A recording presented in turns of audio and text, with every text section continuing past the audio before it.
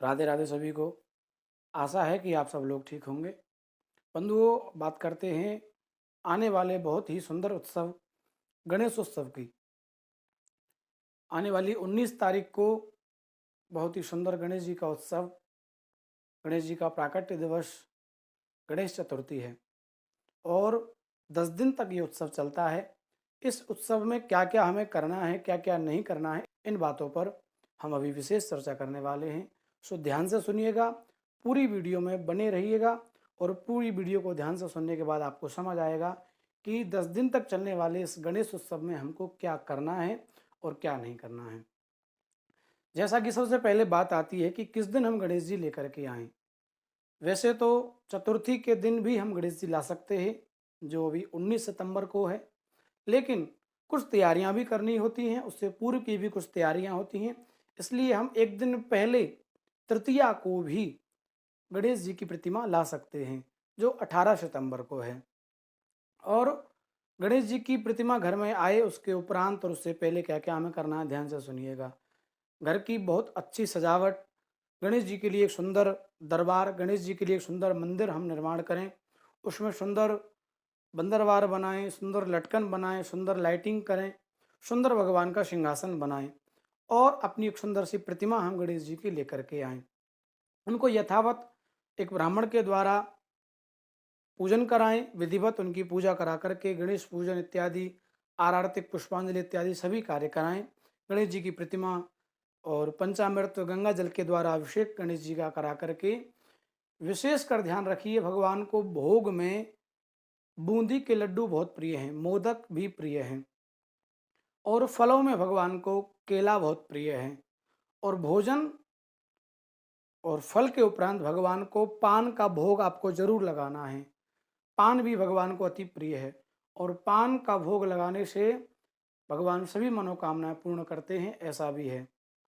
और जो आप भगवान को तिलक लगाएं, वो सिंदूर का तिलक लगाएं। गणेश जी को सिंदूर का तिलक बड़ा प्रिय है, इसलिए उनके माथे पर सिंदूर लगाएं। लेकिन एक बात याद रखें कि जो सिंदूर हम भगवान को लगाएं उसको प्रतिदिन बदलें। ऐसा नहीं कि आप अपने पात्र में एक बार पहले ही दिन सिंदूर रख लें और उसके उपरांत फिर 10 दिन तक वो सिंदूर चलता रहे, ऐसा नहीं है। इतना ही सिंदूर पात्र में लें कि उसको भगवान को लगा करके बचा अपने परिवार को, अपने को लगा करके और शाम को उसको विसर्जन कर दिया जाए। अगले दिन नया सिंदूर लेकर के भगवान का तिलक लगाएं और भगवान को दूर्वा प्रतिदिन चढ़ाएं।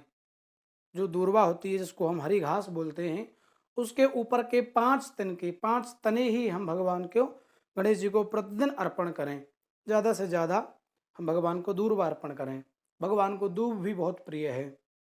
दूसरी बात, आरती। आरती भी हम प्रतिदिन करें और आरती करके जल विसर्जन करके भगवान को प्रणाम और नित्य प्रतिदिन भगवान का कीर्तन इत्यादि भी करें।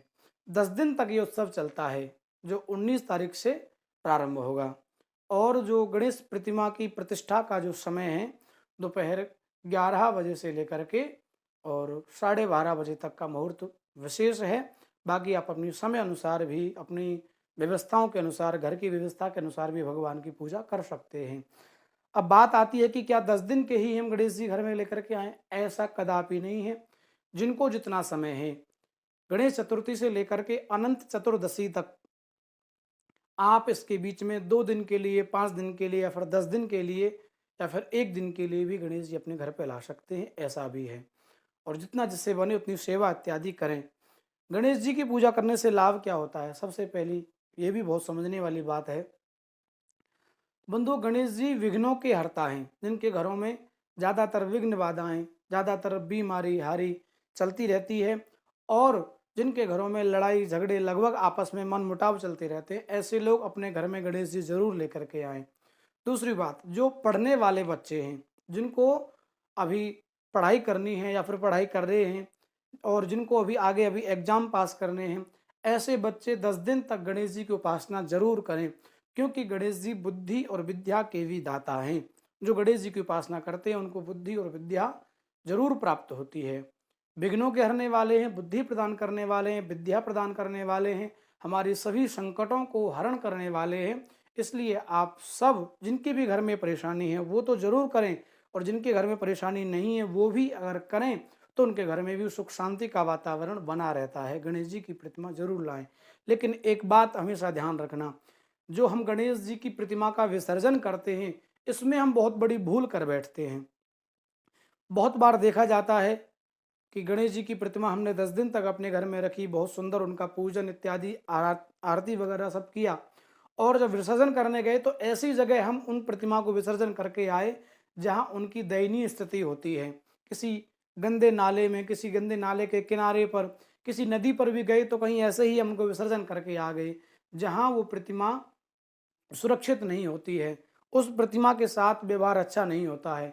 फिर कूड़े करकट वाले उनको उठा उठा करके उधर उधर फेंकते हैं। ऐसा करने से हमें बहुत दोष लगता है। अपने घर में गणेश जी लाओ या मत लाओ, लेकिन विसर्जन आप अच्छे से करना। विसर्जन आप ऐसी जगह करना जहां प्रतिमा को सुरक्षित नदी में प्रवाहित किया जा सके और गहरे पानी तक उनको पहुंचाया जा सके। अन्यथा आप जरूरी नहीं कि एक बड़ी सी प्रतिमा लेकर के आए। आप अपने घर में रखे जो पहले गणेश जी की प्रतिमा है, या फिर अपने घर में रखा जो चित्रपट है, आप उसकी भी पूजा 10 दिन तक उन कर सकते हैं। और गणेश जी की उपासना बिना प्रतिमा के भी आप अपने घर में कर सकते हैं। ओम गंग गणपतये नमः नाम के मंत्र का जप करें, प्रतिदिन गणेश जी की आरती करें, और अपने घर में रखे हुए लक्ष्मी गणेश हों या फिर गणेश जी हों, पुरानी जो चित्रपट या फिर पुरानी जो प्रतिमा हो, उनकी भी उपासना करने से भी गणेश जी प्रसन्न हो जाते हैं। लेकिन एक गलत जगह भगवान की प्रतिमा का विसर्जन ना करें, ये हमेशा ध्यान रखना। अन्यथा आपकी 10 दिन की जो पूजा है, 10 दिन की जो साधना उपासना है, उसका पुण्य आपको प्राप्त नहीं होगा। ये विशेषकर आपको ध्यान रखना है।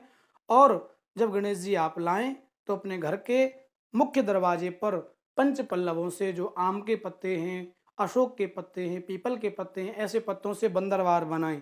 हरे पत्तों का बनाएं। घर में भी, अपने घर में जो मंदिर है उसमें भी आप पत्तों का बंदरवार बना करके लटकाएं। इससे भी शुभ संकेत होते हैं, गणेश जी प्रसन्न होते हैं। उनके आगमन से पहले और अपनी समस्त पूजा की सामग्री आप अपने घर में लेकर के आएं और विधिवत पूजा करके ज़्यादा से ज़्यादा भगवान के इस मंत्र का जप करें। मंत्र हमें भी बता चुके हैं, पुनः आपको बता दें। ओम गंग गणपतये नमः, इस मंत्र का ज़्यादा से ज़्यादा जाप करें।